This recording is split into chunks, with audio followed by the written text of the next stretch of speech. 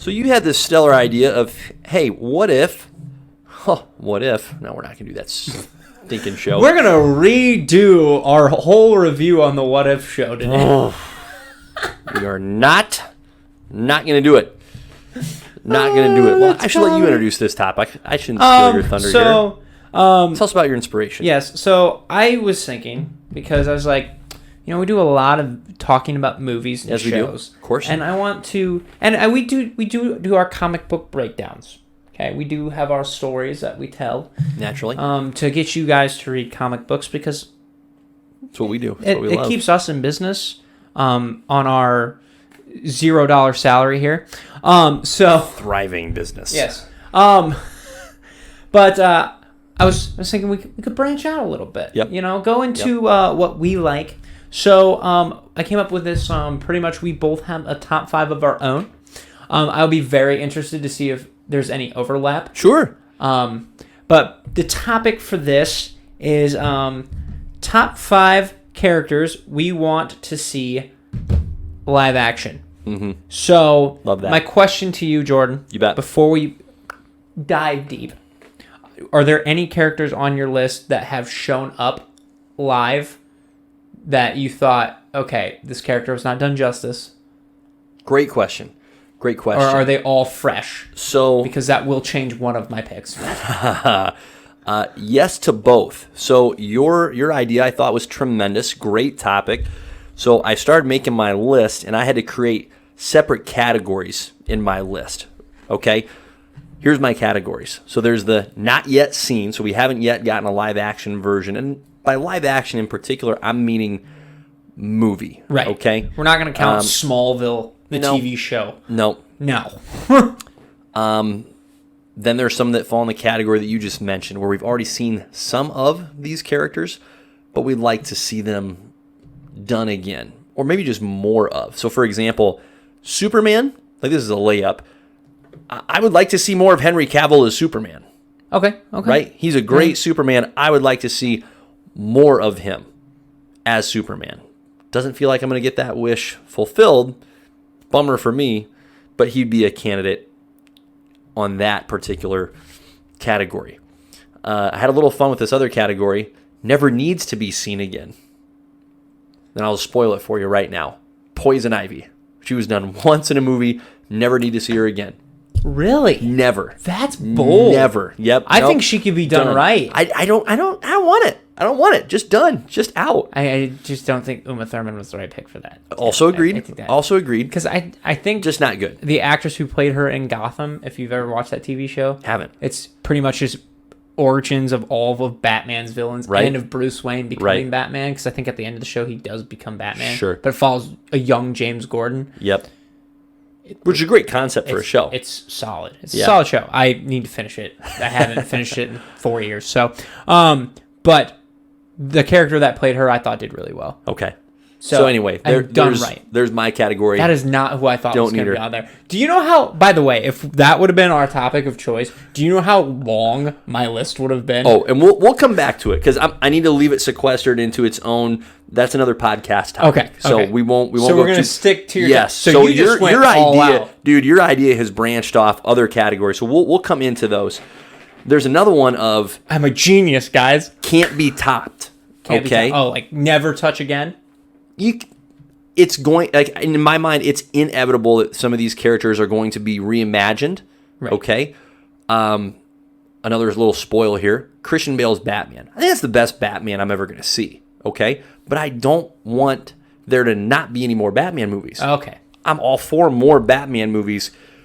I don't know how you're going to top Christian Bale's portrayal as Bruce Wayne in Batman. That's really freaking good. Yeah. I mean, I know my equivalent of that. So yes, that makes sense. So I think that's a great topic to dive into at some point. But to bring it back into focus, what I chose to do with this topic for this podcast was keep it limited to who we have not seen yet. Okay. So I have. So there's reimaginings. I have. We'll save that for another time. I have one on my list then. That's great. So that I will need to adjust real quick, and I will just do that to the other one that I had. Yeah. So would you like to kick it off, or would you? Oh, so this is how we should do this. We should do this 5-1. Oh boy. And Okay. if you know me well, you'll probably know who my number 1 is, by far. Craven the Hunter. No.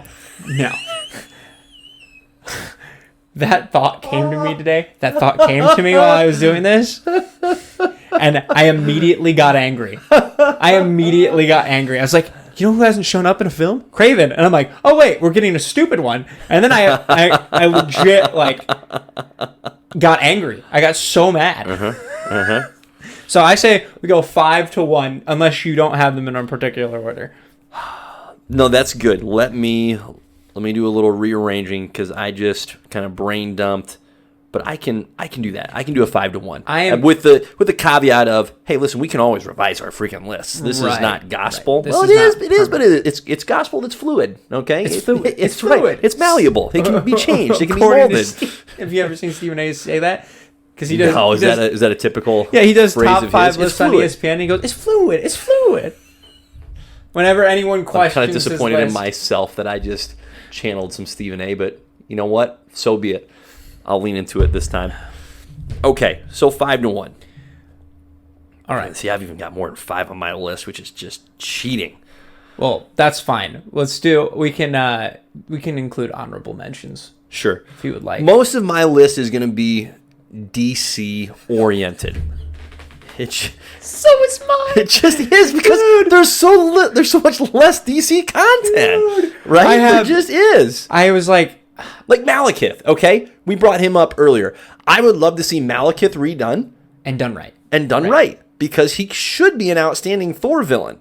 Right. Okay, but that's just an example of Malekith has had an opportunity to show up because there's been so many flipping Marvel movies, and then you look over the DC side and you're like, okay, I can so much untapped and see, potential. That list would be mainly Marvel, and Yep. that list would cause me to rant extremely a lot. Yep. So we'll get there. We'll get there to that eventually. list. So that's okay. We're going to have a pretty DC bent to this list. And I think that's fine. So here's what I'm going to do, okay? I'm going to start with the one Marvel character. I will do the same. Yep, that I've got. We'll call this guy number 5, Ezekiel Stane. So that's an interesting pick. yeah, so I brought my Iron Man by Matt Fraction and Salvador LaRocca. Outstanding comic. Ezekiel Stane in the story of the 5 Nightmares is the primary antagonist. I've talked about this in a distant previous pod. Anyhow, he's a tremendous adversary to Iron Man. So he is what Obadiah Stane was, right? Smart, driven, but he is much more savvy than his old man. So instead of trying to beef up the suit and go mano-a-mano with Tony Stark, he is much more subversive in his methods. Now, he is still very much interested in doing the one-on-one mano-a-mano throwdown, but that's not his first and only move. He has more styles of arrows in his quiver, so to speak. And so he goes after not just Tony Stark, the person, but tries to tear down the business of Stark Industries, tries to tear down everything and everyone that matters to Tony Stark. Like, he is a holistic, all-encompassing, hates Tony Stark, and he's going to take him down to beyond the grave. Kind of bad. So just a tremendous villain, not just for the mental aspect, but even physically, he's formidable enough through the enhancements that he puts himself through, where he can really give the Iron Man suit a very tough challenge. Now here's the tricky part: how you bring him in. Well, good question. You got to assume that Obadiah had a son that was never talked about in the first Iron Man. Oh, that's usually how that goes. Yep, that's usually how that goes. I'm his son. Right, Yeah, illegitimate son, has some, grief, some trauma to deal with, so he has a bone to pick with the now dearly departed dad, but also hates Tony Stark weirdly because he killed his dad, and he wishes he had a relationship with his dad. So there's some very complex bitterness going on here. So I would love to see Ezekiel Stane come up. Now the trick is, oh crap, Tony Stark's dead. Right. So he obviously cannot battle Tony Stark, but as we know, there are going to be Iron Man-esque characters still amok in the MCU. # Armor Wars. I was about to say, I think Zeke might have been rumored to be the main guy. Ooh, really? Maybe. Ooh. Don't hold me to that. You might have to. That might be a Google. So I think he could be a natural adversary or a good fit for whoever it is that's rocking the Iron Man armor in future movies. Talk about an MCU show that actually has a lot of potential that I'm interested in as Armor Wars. And I can't wait to hear more about that show.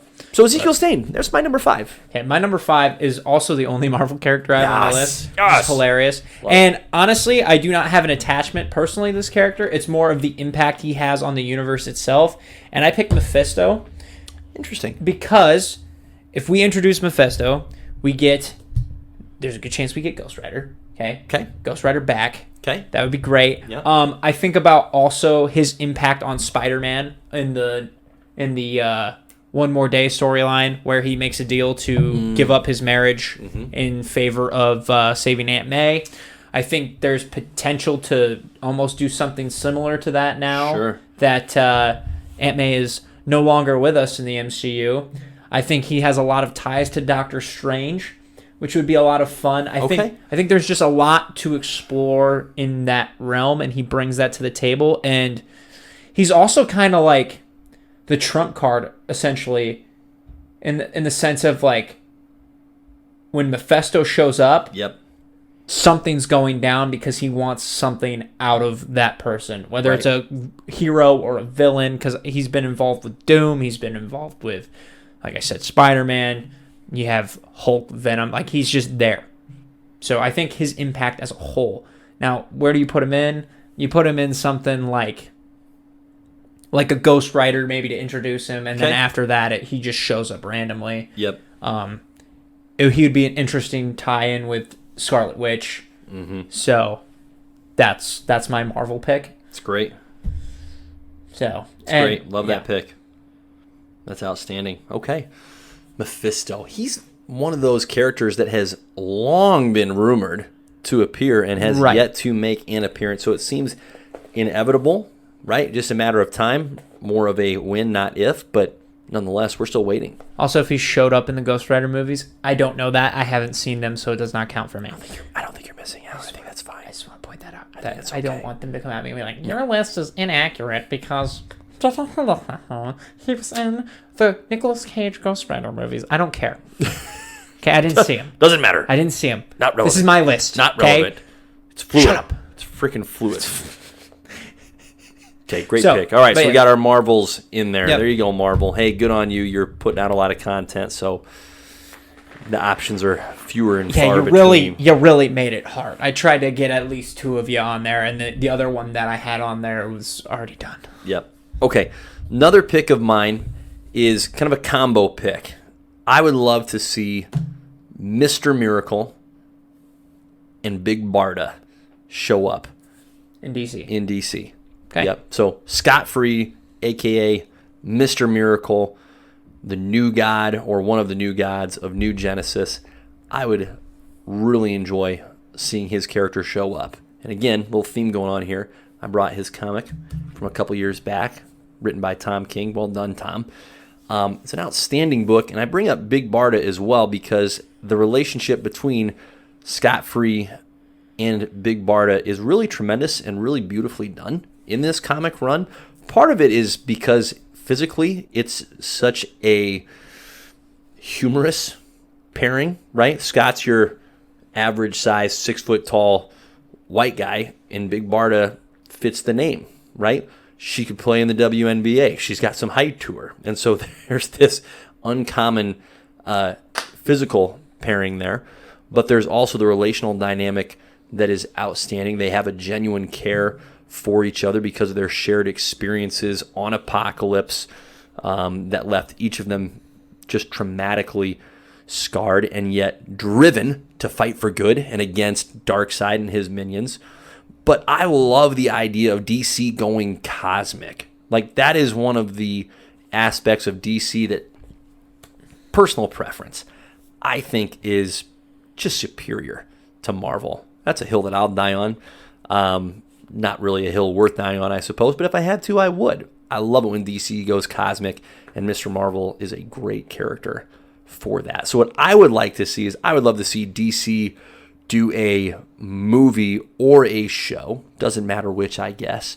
I'm going to say show. I'm going to amend that a little bit. Show that shows or lays the groundwork of the conflict between the new gods of New Genesis and, well, freaking Darkseid and the minions of Apocalypse and their war. I would love to see that.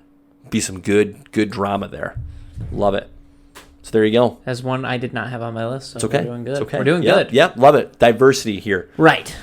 So, for my number 4 pick, I'm staying on the mystic side of things. Great. Which is a weird place for me to live because I don't like magic's like to me. Okay. You're not a wizard. Right. The demon Etrigan. Nice. Mainly because he is a cool character. Okay. The idea of that's kind of their Hulk, where it's Jekyll and Hyde, but these guys are two actually separate individuals that are just attached to each other. The fact that he rhymes is hilarious to me. With everything he says, right? He rhymes every time. Yes. But like, man, he's just such a cool character. Breathes fire.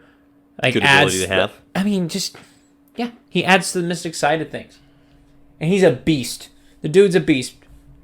That's all I got. I don't know much about Demon the Etrigan. Okay. I just think he's a cool character. Cool look, cool power set. You'd like to see Demon Etrigan if they did like a Justice League Dark movie, I think that'd be amazing. Yep. Okay. That's my 4th pick. And sorry that I can't go more in depth with That's okay. Character. I love that. All right, my number 3 would be Black Hand, Green Lantern villain. Okay. He is a nasty son of a gun. When your main claim to fame is that you can drain the powers of other Green Lanterns or Green Lanterns overall, and you can bring fools back from the dead and have them fight for you, that's pretty ferocious. I think that would be one heck of an adversary to come up against. I just think it's the perfect Green Lantern villain. Like all the aspects of fear that come along with reincarnating the dead, having zombie-like individuals attacking heroes. Like that would be, so as much as I'm not a zombie guy, I think Black Hand would be a terrific villain. And it kind of ties into, well, I'd love to see some actual legit outstanding Green Lantern action. But the Blackest Night storyline was so good.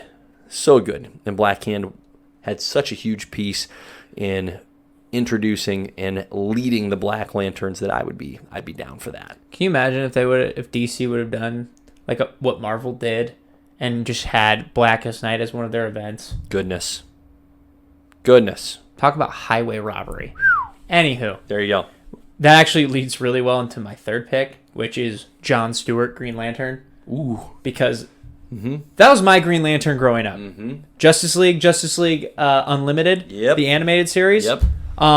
That's my Green Lantern. J. Stu. I did not know who Hal Jordan was until Ryan Reynolds showed up, okay? John is my guy. He's a badass. He's a leader. Former military, which is Marine. Super cool. Yep. Right? Yep. The dude gets it done.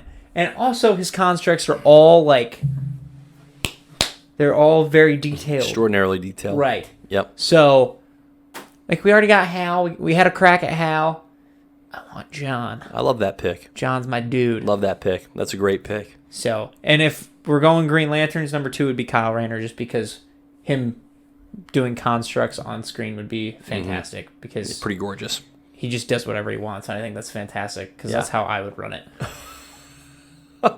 That's great. Right? That's great. The only one who's fun with his constructs. Well, Kyle, somebody has to be. Right. Love that pick. Hey, that's outstanding. Okay, my number 2, another bit of a group pick rather than individual. Court of Owls. Yep. Bring him in. Love to see the Court of Owls in one of the next Batman movies. As we've discussed previously, I think it is in line with the tone that was set by The Batman, by Mr. Reeves. So I think that would be outstanding. But it was one of the, one of the just most original and well worth your time comics by Scott Snyder when he introduced the Court of Owls during the New 52 launch of Batman. I think there's no, just stop messing around. Get them into the movies as a collective villain group. They're so in-depth. They're so tough. They're so nefarious. They're so committed to their cause. They have all the makings of a great villain. Just get them in there. So there's my 2, Court of Owls. My 2 can actually go along with that as well. And I have Jason Todd Red Hood. Ooh. Because see, I was debating. I was like, we've had Dick Grayson kind of on it, but we've never had like a live action Nightwing. Never had a Jason Todd. Which would have been cool. Yep. We have not had Jason Todd, period. Mm-hmm. Period. Now, the only tricky thing would be setting up Jason Todd, because I feel like you almost have to show him die in one movie to bring him back in the second one. Right? But very difficult character to introduce in the movies at this stage. But like an Under the Red Hood movie, where it's pretty much like, I mean, we all know the outcome of, or we all know who there's no under the Red Hood. Right. There's no mystery. There would just be mystery for Batman. But like at the same time, to just have that, like, I mean, he's Batman with a kill rule. Like he's okay with killing people. I think that's fantastic to explore on screen. I want Jason Todd. And Jason Todd's my favorite Robin. And I think we came kind of close with the Scott Snyder universe. Right. I think there was opportunity for that character to have emerged, but we're beyond that now. Right. And instead they introduced, well, they said it was Dick who died. But that was all off screen. Like, it was never. Yeah, you could have changed it. Right. They could have done whatever they actually wanted to do. So he's a cool character to bring in. Yep. You can kind of do whatever you want with Jason. You can have him run around Gotham. You can have him be an outlaw and go hunting other people. I think that either way, it's fantastic. Okay. So, but he's your favorite Robin? All right, he's my favorite. He's my favorite Robin that's not a Robin. So, my favorite person wearing the Robin mantle will probably be Dick, because I grew up with Dick. Yep. But like my favorite graduate of Robin school is probably Jason Todd. There you go. There you go. Nightwing's probably number 2. But okay. We might have the same number 1. If you know me, you will know who my number 1 is. I think we have the same number 1. My number 1 is Martian Manhunter. Yes, we Damn do. right! Yes, we do. Damn right! Yes. Come on. My guy. Come on. My guy. Come on. That's great. That's great. I wondered when I was making my list, because I remember our conversations from years ago. I thought there's a chance. But I'm glad I didn't ask you, because I was tempted to text you like, hey, where would Martian Manhunter fall on your list? I'm glad we just extemporaneously discovered this. That's great. If you know me, that's great. You know who's going to be number 1. Of course. Now, here's the teeniest caveat here, okay? He did show up in the Snyder Cut. Doesn't count. Totally agree. Don't count. Totally agree it doesn't count. Totally agree. It was not in the original cut. No. Doesn't count. No. Does not count. Not valid. There is so much potential with that character. Now, his power set is extraordinary. He has super speed, super strength. He can fly. He can shapeshift, which is the coolest part. Timeout. He can shapeshift. He can phase. Can he turn invisible? Yeah. Okay. Yeah. Can turn invisible. Can read minds. He has psychic abilities, so he can read minds. He can communicate, or I should say telepathic. Yeah, I don't think ability. he can. Psychic was incorrect. I don't think he's telekinetic. Beg pardon. No, not telekinetic. So he can coordinate.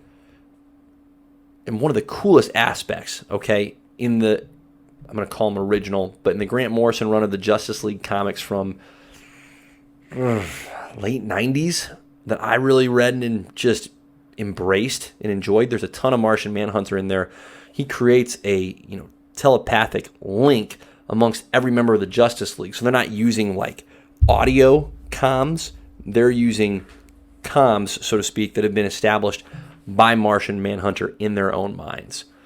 Outstanding. But he is such a formidable and unique character. His backstory is outstanding, right? Coming from Mars where all of his fellow Martians were killed. He is the last Martian remaining alive. That's great. But the comics for me is where I fell in love with Martian Manhunter as a character, where I thought this character, how have we not had him on the big screen? How? And my love from him comes from Justice League, the animated series. Yeah. Again. And he's great in that. By the way, he's great really cartoon. well used. But yeah, Yep. it was just, that's what I grew up with him. Like, Yep. he's so cool. Yeah. And then never heard from him again. Right. Like, talk about, by the way, just in general, what an underutilized superhero on DC's part. Even in the comics now. How has he never had a good solo run? That makes no sense to me.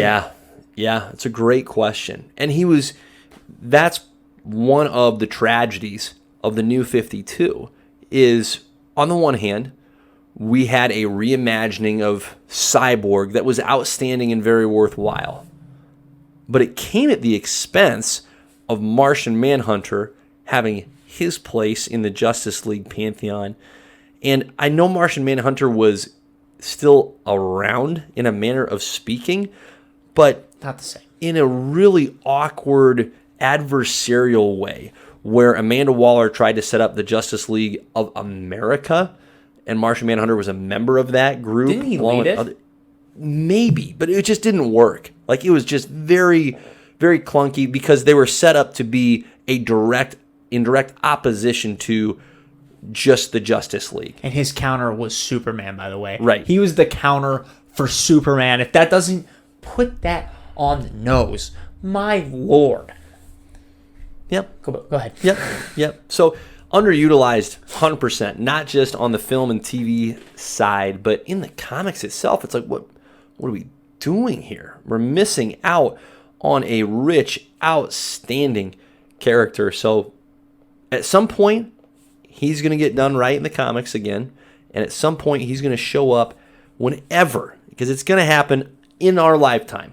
I'm not saying anytime soon, but in our lifetime, we're getting a good frickin' Justice League movie, and Martian Manhunter is going to be a part of that. He better be. Yep.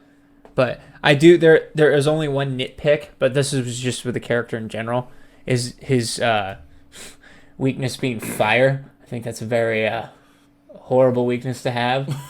But at the same time, they did say... in the hero business. A lot of explosions. But they did say that it's a mental block for him and not an actual physical weakness. Right. So if they actually do it that way, and then, like, there's a Justice League movie where he, like, figures that out and is like, okay, I can get past it, and just wrecks house. Great. Okay? I just pitched it. Right there. Take it. Use it. Okay? Hit it out of the park for me. He's in the Supergirl show, isn't he? Yeah, he is. That doesn't count either. No. No. We're not talking CW here. No. But, I mean... No. That's a great number one pick. Way to go. Up top. Way to go. It's the only number one pick. It is. It That really is my is. man. Yep. Love that. Well, that's a great topic, Riles. We will keep some of those other topics sacred for future pods because I think there is some rich material in there. I am going to quickly rip off the honorable mentions that didn't make the cut. My honorable mentions are The Batman Who Laughs. I just don't know how you do it in a movie. It's almost too obscure. Yep. Wouldn't work right now. So that blend of Joker and Batman. I don't know how on earth you do that in the movies. Maybe someday, but not right now or anytime soon. Prospect. Brainiac would be an outstanding Brainiac would villain. be cool. But on the hero side, Plastic Man. I thought about putting him on the list. Yeah. He's not top 5, but really close. Like a hilarious character. Awesome, like sneakily powerful skill set. So I'd love to see him involved. And again, just an absolute riot in those 1990s Justice League comics. Fantastic and really well utilized. There's my honorable mentions. A lot of my honorable mentions were originally shown and stuff that I've seen, so Sure, I didn't write them on the list. There's two specifically that were Marvel villains. I will say Atrocitus would be really cool. Yep. That's somebody I thought about when we got into the Green Lantern stuff. Mm-hmm. I think the Green Lantern cores, like, and all the other color spectrum, Right. would be fantastic to explore. Agreed. But Atrocitus was the one that I thought of, and then maybe someday I'll remember the two that I forgot completely out of my noggin. So They'll come back to you. right, Yeah. but that's where I am at on that. Yeah. I had the Crime Syndicate on there as well. They are the inverse, essentially, of the Justice League, or Right. the evil version of the Justice League. Some really, really sweet comic runs with them. Actually, in the New 52, they had a tremendous storyline called Forever Evil. Really good. Oh, yeah. Really worthwhile. They were terrific. So I'd love to see them. Oh, and then the Metal Men, Ooh, yes. which is obscure and Yep. definitely does not deserve Yep. a movie. But, like, you throw in a TV show or something, or them in the background of another TV Yep. show, I'd be cool with that. Yeah. Another weird one, but A lot of potential.